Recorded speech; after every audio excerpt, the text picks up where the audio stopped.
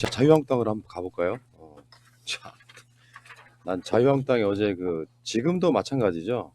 황교안 씨가 국회의사당 앞에 저렇게 돗자리 깔고 나를 밟고 가라. 이게 무슨 실미도 영화도 아니고. 거기 아니, 그 실미도 영화에서는 나를 쏘고 가라 그렇죠. 아니, 밟게 하려면 누워서 있어야지. 누워서 있어야지 밟고 지나가지. 자, 저렇게 근데 앉아 있으면 안 되죠. 조심스러운 거는 과격한 표현하지 마세요. 저번에도 한번 방송 날아간 게 예, 이런 이게 표현이에요. 예, 조심하시고. 누워 있어야지 밟고 지나간다고요. 제가 원래 이 제목이요 이것이 아니었어. 날아갈까봐 내가 처음에는 사뿐히 지려밟고 가시옵소서인데 이렇게 바꿨어요. 이게 이제 아, 밟고 지나간다는 게 폭력적 표현에 폭력적 포함되는 표현이라고 거. 조심들 하시고 그렇구나. 일단은. 자, 어쨌건 저렇게 해서 지금 국회의사당의 본회의장 입구를 막고 있는 거예요. 사실 이것도 국회 순환 위반 아니에요? 위반이죠. 그러니까 이게 이 국회의사 진행을 방해할 목적의 모든 행위는 위반인데, 자, 황교안 씨는 정말 대단하신 분 같습니다. 이 자유한국당 당대표로 와가지고 지금까지 하신 일이라는 게, 어, 길거리 가서 막 머리 깎고 단식하고 지금 도대체 뭐 하자는 건지를 모르겠어요. 집에서 대접 못 받는 아저씨들이 집에 안 들어가기 위한 여러 가지 핑계를 찾아내잖아요. 그런 어떤 잔머리 중에 하나인 것 같은 느낌이 들 정도예요.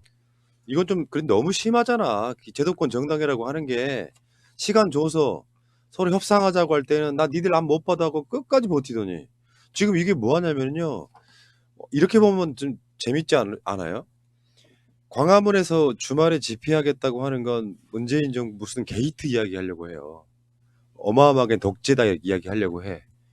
그리고 국회에 들어와서는 저렇게 아예 협상이 거의 안 된 상태로 이거 통과시키지 못해. 사실 이런 측면도 있거든요. 이게 패스트트랙 법안이 통과돼 버리면 자유한국당은 상당 부분 지지율도 엄청 떨어질 거예요. 그런 부분이 있다고. 세력과 세력이 맞붙었을 때 이긴 쪽에 더 붙어요. 지지라는 게 원래.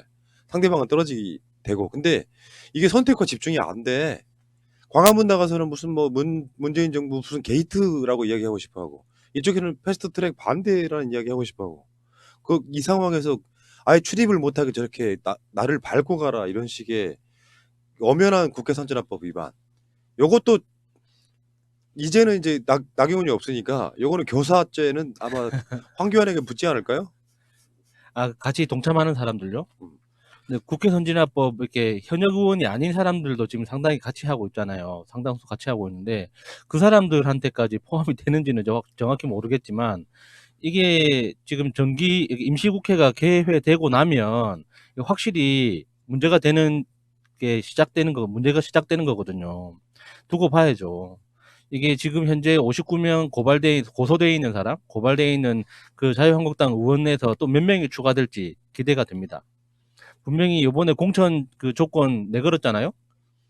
이렇게 1심에서 이게 혐의가 밝혀지면 공천 안 준다고 돼 있는데 그 사람들은 분명히 동참 안 하겠죠? 이미 고발돼 있는 사람들은 배제나일 수도 있죠. 공천이라도 받기 위해서 뭐 그럴 수도 있고 어차피 사법 처리는 피할 수 없는 것 같고 더 발악을 할 수도 있죠. 근데 저런 모습은 진짜 아니 이제 회의장에 못 들어가겠다는 거잖아요.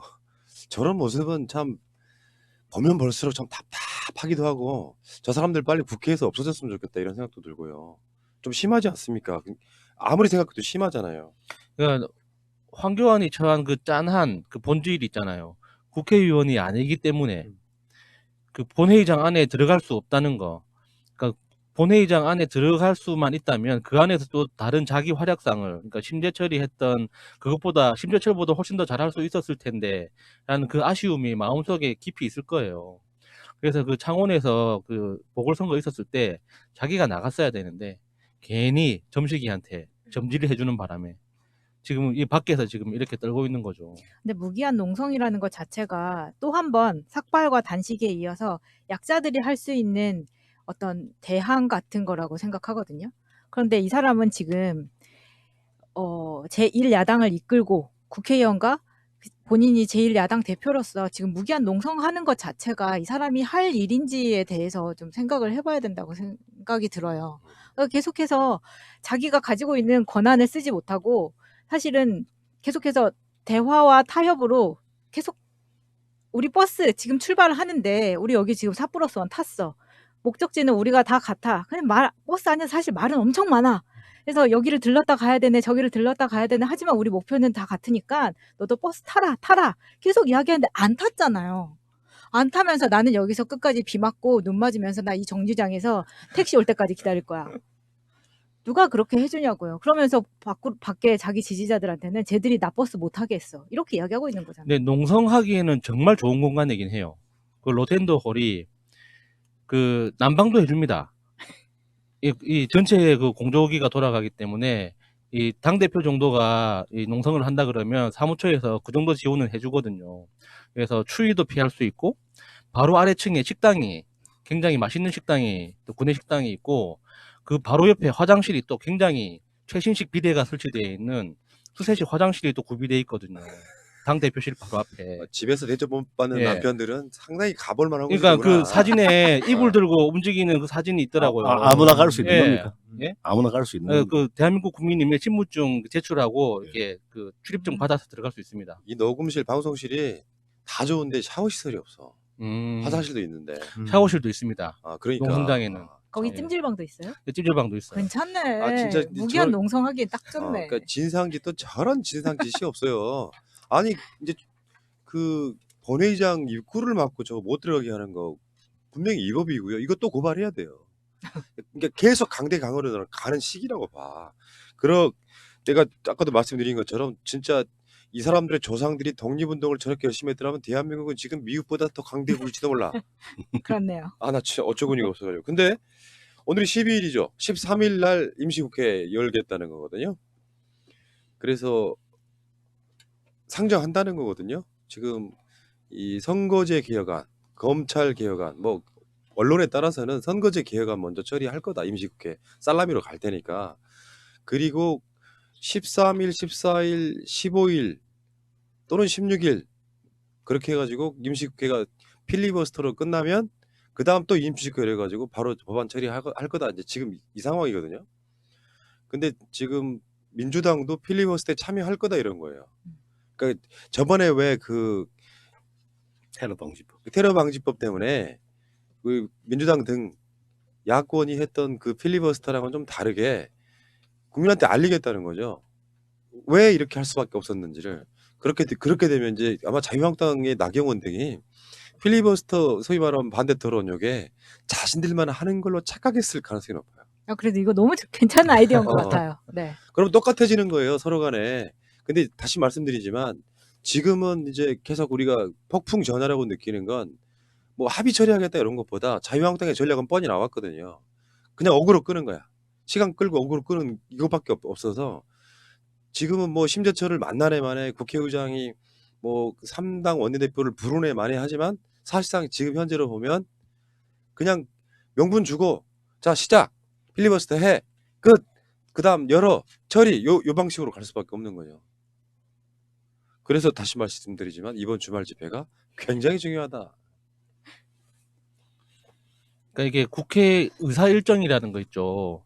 그러니까 정기국회가 있고 임시국회가 있고 보통 임시국회를 열면 한 달 정도, 한 달에서 한 달 보름 정도 진행되다가 휴정했다가 정기국회가 열리고 이렇게 되는데 지금 이야기하는 정기국회는 짧으면 하루, 길면 3일 이렇게 이제 계속 짧게 열리잖아요. 그러니까 이런 의사 일정에 대해서 잘 이해가 안 되면 전체적으로 지금 진행되는 정치 일정에 대해서 좀 이해하기 힘들 수는 있어요. 그런데 단순하게 말씀드리면 자유한국당한테 절대적으로 불리한 거예요. 어쨌거나 정기국회가 그러니까 하루만 열리든 3일이 열리든 그 정기국회가 끝나고 임시국회가 끝나고 그 다음 임시국회가 열리면 필리버스터 효력은 없어지거든요. 그게 법안에 자동 상정되면 바로 투표 들어가는 거예요. 그러니까 지금 여당 4+1 그 협의체에서 제일 중요하게 여기는 건 최종적으로 상정할 그 법안 그러니까 250대 55로 할 건지 240대 60으로 할 건지 그 지역구하고 비례대표 의석수를 어떻게 조정할 건지에 대한 그 숫자만 확정되면 무조건 상정하는 거거든요. 그러니까 자유한국당으로서는 그냥 지켜보는 거 말고는 방법이 없습니다. 맞아요. 지금은 그 전략이라고 하는 게 국민들은 자세한 디테일을 중요하게 생각 안 해요. 어떤 태도인지가 굉장히 중요한데 이미 나경원이 망쳐놨죠. 그 민식이법 등 또는 민생법원까지 같이 걸어서 필리버스터를 신청해 놨던 것 때문에 그 디테일을 떠나가지고 자유한국당은 이미 이 싸움에 진 거예요. 거기에 지금 연장선 상에 와 있는 거거든요. 그러니까 다시 한번 말씀드리지만 민주당 등은 담대하게 가야 됩니다. 물론 여기 지금 선거제 개혁 등 관련해서 아직 디테일이 조금 협상이 덜 됐다 그러는데 그렇기 때문에 시간을 더 갖고 있는 걸 수도 있어요. 작은 디테일들을 합쳐야 되니까. 다만 선거제 개혁에 있어서는요. 이제 야 50석이 뭐냐? 뭐 연동률 한 50%? 그러면 사실상 연동형 비례대표 제가 뭐 도입된다고 해도 크게 막 차이가 없는 그래서 그 정의당 등이 반대한다고는 하는데 결국에는 지금 자유한국당 등을 제외하면 그 안을 받아들여야 된다고 봐요. 여기 부결되잖아요. 그러면 원래 선거로 그냥 치르는 거야. 그러면 내가 봤을 때 정의당 의석 많아야 7석, 8석밖에 안 됩니다. 그러니까 지금 정의당이나 다른 소수 정당에서는 아쉽겠지만 음. 연동형 깃발부터 꽂아야 돼요. 연동형 깃발부터 꽂고 난 다음에 그 다음에 국회의원 정수를 늘리기 위한 국민과의 대화에 나서야 되는 거지. 지금 모든 걸 이번 한 방에 다 요구해서 관철하려고 이렇게 애를 쓰기 시작하면 사실 아무것도 못 하게 되거든요. 지금 가장 방해가 되는 게 뭐 국회의원 정수가 아니라 지역구 숫자잖아요.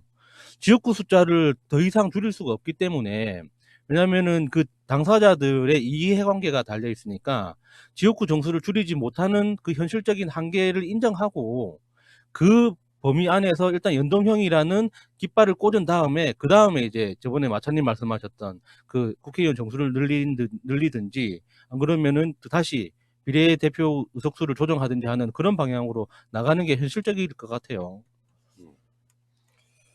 무기한 농성, 뭐 정말 죽기를 각오하겠다, 뭐 이런 식의 밟고 가라고 하면 밟고 싶고 죽기를 각오하겠다 하면 그랬으면 좋겠고 뭐 이런 거 있잖아요. 근데 황교안 대표가 너무 생명에 대해서 함부로 이야기를 맞아, 함부로 얘기해. 하니까 너무 이 사람 그러면 안 되지. 뭐라고 하기가 좀 조심스러워요. 아니요, 뭐 공항검사 네. 하다가 국무총리 하다가 뭐 지금 뭐 얼떨결에 당대표 야당 당대표가 됐는 거지 않습니까? 그러니까 제가 보기에는 할 줄 아는 게 없는 것 같아요. 지금 이제 뭐 정치적으로 뭘 할까 생각하다가 나가자. 뭘 할까 생각하다가 눕자, 깎자. 뭐 금자. 그거밖에 할 게 없는 것 같아요. 하나 더 있습니다. 이제 남은 거 예. 사퇴. 네.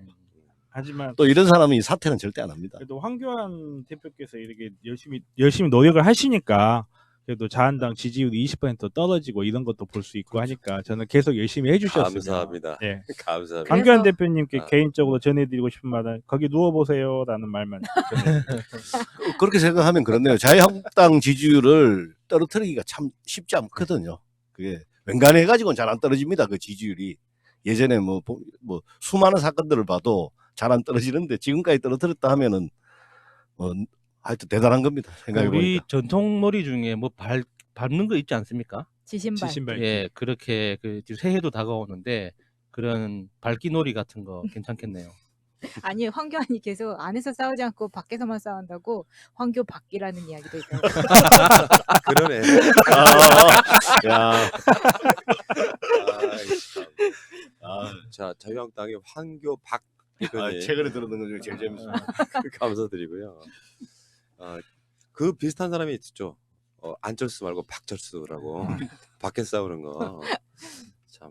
어쨌건 지금 패스트트랙 2대 양법 철회, 문정권 국정농단 3대 게이트 규탄, 무기한 농성. 이 양반은 좀 이 투트랙이 재밌나 봐요. 그러면 지금 국회 로텐도를 점거하고 있다가 주말 되면 또 저기 광화문 나가야 될 거 아니에요. 황교안의 집회에 이제 이 꼽살이 끼어야 되니까 이게 선택과 집중이 안 돼.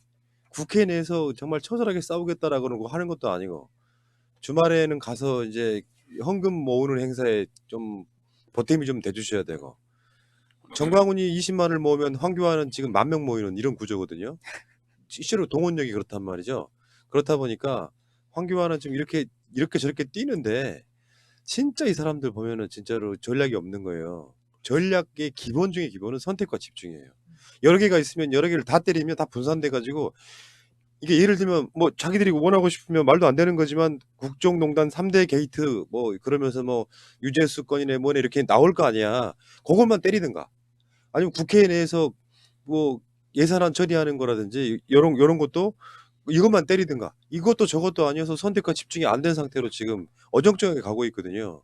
근데 나는 진짜 이게 이런 디테일한 내용은 그렇게 재미도 없고 황교안이 왜 수염을 기르는지가 난 더 불만이에요. 수염도 그렇게 길렀을 때 멋있는 사람이 있어. 우리 김어준 총수처럼.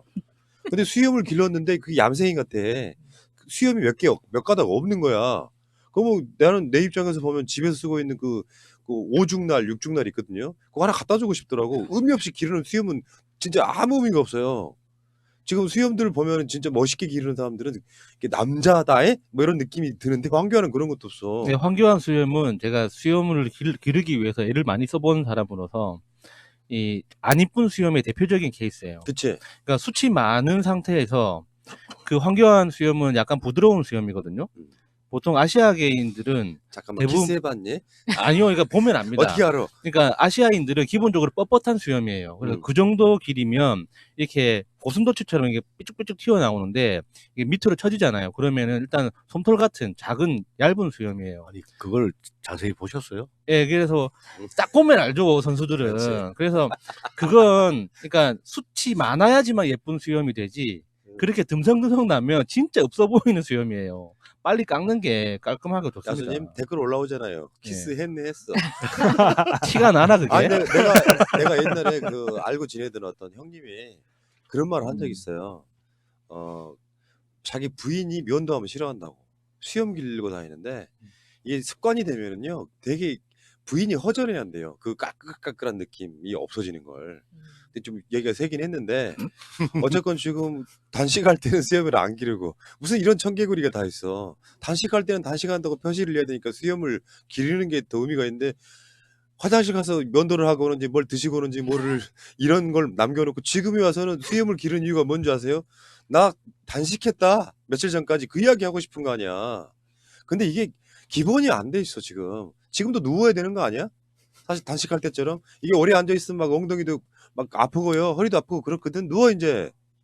근데 그 자유한국당 게시판 같은 데 가면은 예전에 그 황교안이 대표되고 나서 합성한 사진들 있잖아요. 수염에다가 그 외국 배우들 합성한 사진을 보고 굉장히 칭찬을 많이 받았습니다. 거기에 지금 한껏 부풀려서 계속해서 수염을 관리하고 있는 것 같아요. 예. 자 그런데 이제 잠깐 짧게 하나만 짚고 넘어가면은 우리가 알아야 될 상식 같은 거예요. 이번 예산안 중에 남북 협력 기금이 1조 2천억 원 정도가 지금 통과됐거든요. 국회 심의에서 146억이 삭감됐답니다. 이건 뭐 그렇게 중요한 건 아닌데 이런 기사가 나가잖아요. 그럼 댓글이 뭐 북한이 저러고 있는데 북한한테 뭘 퍼주겠냐 이렇게 이야기를 하고 있어요. 남북 협력 기금은 노태우 때 만들어진 겁니다. 일단 통일을 대비하기 위한 그 기금이에요. 그 중에 제일 많이 썼던 게 지금도 기억나는 게 소위 말하면 북한에 퍼주기라고 할 때 김대중 정부 때 많이 퍼준 걸로 알고 있지만 제일 많이 퍼준 건 김영삼 때라고 보시면 돼요. 그게 이제 경수로 없애는 비용. 그 당시 지금도 북핵 문제가 있지만 그 기억이 한 4조 얼마 정도를 썼던 기억이 나거든요. 근데 이게 지금 1조 2천억 원 정도가 여러 가지로 써요. 여러 가지로. 요즘 같으면 이제 경협 이런 데 쓰이는 거고 이런 돈은 일단 비축해 두는 거고 예를 들어서 개성공단에서 지금 사업 못 하시는 그분들한테도 이런 기금들이 다 사용이 되는 거거든요. 그러니까 이 악플을 막 달 때 지금 뭐 문재인 정부가 북한에게 퍼주려고 1조 2천억 원이나 예산에 포함시켜서 했다. 이건 사실과 다르고요. 노태우 때부터 지금까지 꾸준히 이 기금을 조성을 해가지고 남북관계에 항상 경협이라든지 대비를 하고 있다는 말씀을 드릴게요. 저도 그 댓글 봤는데 진짜 무식한 소리예요. 남북협력기금은 북한하고 합의된 사항에 대해서 사업하기로 체결되면 쓰기 위해서 준비해놓는 예비비 성격으로서 계속 적립하는 그런 예산이거든요. 그러니까 1조 2천억을 예산으로 그러니까 할당했다고 해서 올해 안에 1조 2천억을 싹 다 쓰기 위해서 그러니까 북한에 무조건 퍼주는 게 아니에요. 북한하고 어떤 사업을 하기로 하면 그 사업에 대해서 그러니까 이게 예산이라는 건 갑자기 만들어낼 수가 없는 거잖아요. 1년에 한 번 결정되고 그 중간에 추경에서 약간 더 추가하는 것뿐이지. 그래서 언제 어떤 사업을 하게 될지 모르니까 예비비로서 항상 이렇게 준비해 두는 총알 같은 거지. 이게 혜택 무조건 주는 게 아니거든요. 근데 그 댓글에는 너무 무식한 소리들이 여기 많더라고요. 보세요. 철도, 도로 연결 등 경제 인프라 구축 예산 4,200억 원에서 4,800억 원 늘어났고요. 다음에 그 북한의 산립 복원하는 거 있잖아요. 이게 북한만 관리되는 게 아니라 한반도 전체 생태계 복원을 위해서 산림 협력 예산이 1,275억 원. 다음에 이런 것도 있어요. 한강 하구 공동 이용, 판문점 견학 통합 운영 등 접경 지역의 평화지대화에 필요한 예산 126억 원에서 265억 원으로 증액됐고요. 다음 판문점 견학 통합 운영 사업에 16억 정도 배정되고 이런 식입니다. 그러니까 댓글에 북한이 저러고 있는데 퍼주기 한다라고 들어와서 악플 달고 거기에 이 좋아요 누르시는 분들은 사실상 일배 당하고 있는 겁니다. 아시기 바라고요. 자, 그 이야기는 여기까지 하겠습니다.